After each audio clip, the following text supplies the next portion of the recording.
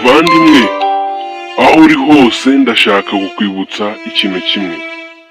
Imana iragukunda, si impanuka uriho. Ubugingo bwawe bufite intego. Ibihe urimo, yaba ibyiza cyangwa ibibi, ntabwo ari iherezo. Uwiteka ari kugukorera ibiruta ibyo usabye cyangwa utekereza.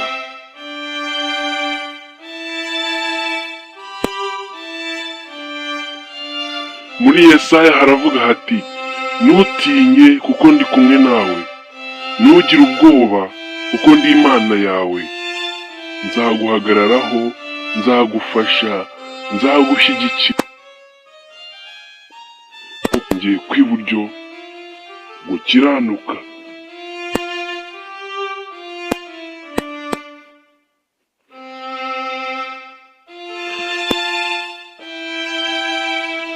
Ubutumwa bw'uyu munsi nibwo ntucike intege.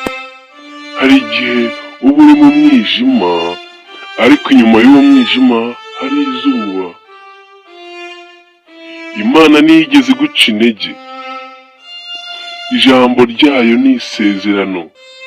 Komeza ubeho, komeza mu kwizera.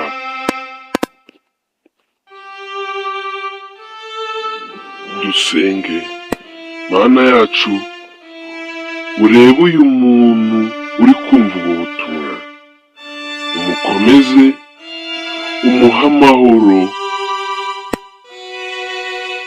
Nubwo ibyo arimo bimuremereye, wowe nturemerezwa. Nubwo abantu bamutererana, wowe ntumutererana.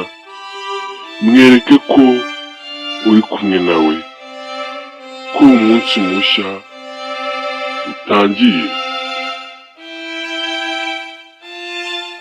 Muvandimwe, bwira umutima wawe uti, nzabaho, nzatsinda. Imana nirangije nawe. Ntucike intege, kuko Uwiteka agufite mu biganza byayo. Agufite mu kiganza cyayo cy'iburyo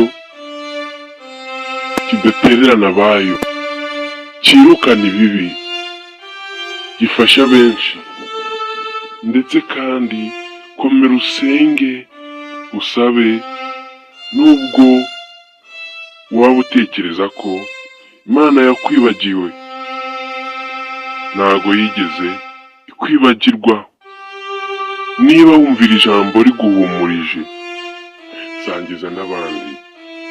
Kanda like, ukande subscribe kuri Rashim TV, kandi usige comment uvuga icyo wize kuri iri jambo ry'Imana. Imana iguha umugisha.